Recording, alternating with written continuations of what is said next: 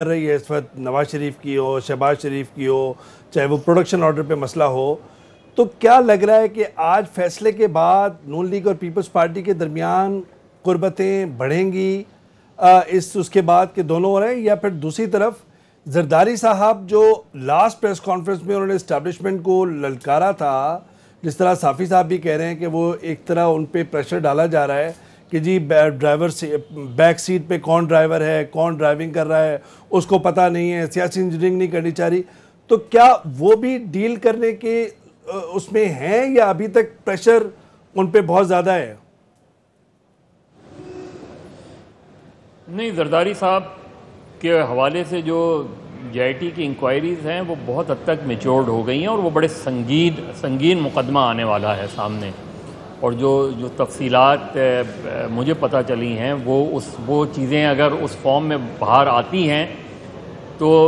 जरदारी साहब के लिए, न सिर्फ जरदारी साहब के लिए बल्कि कुछ और लोगों के बहुत बड़े मसले मसाइल हैं। अब किस हद तक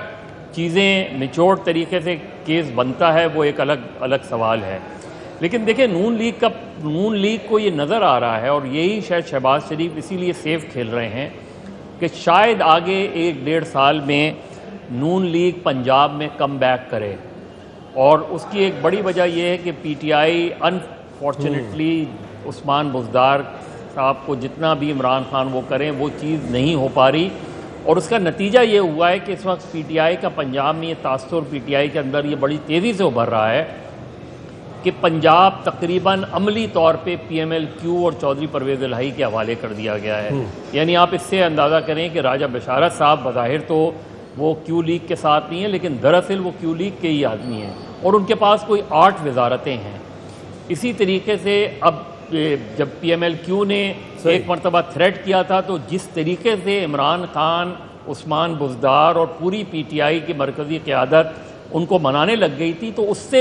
उनकी स्ट्रेंथ का अंदाज़ा होता है और PTI की कमज़ोरियों का अंदाज़ा होता है।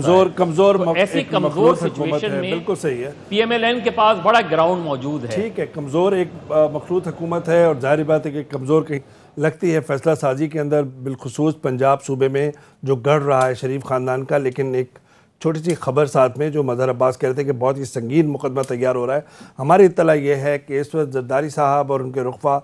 सबसे ज़्यादा परेशानियों में घिरे हुए हैं और सलाह मशवरे ये हैं कि किस तरीके से अपनी हमशीरा फरियाद तालपुर साहिबा को बचाया जाए। इसी वजह से लास्ट प्रेस कॉन्फ्रेंस में उन्होंने कहा था कि 4 दीवारी और उसका तक़द्दुस करें, तो कहीं ना कहीं औरतों को भी नहीं छोड़ते। तो इसका मतलब है कि आने वाले दिनों के अंदर ख़ुद एक प्लानिंग हिकमत अमली बना रहे हैं। लेकिन जरदारी साहब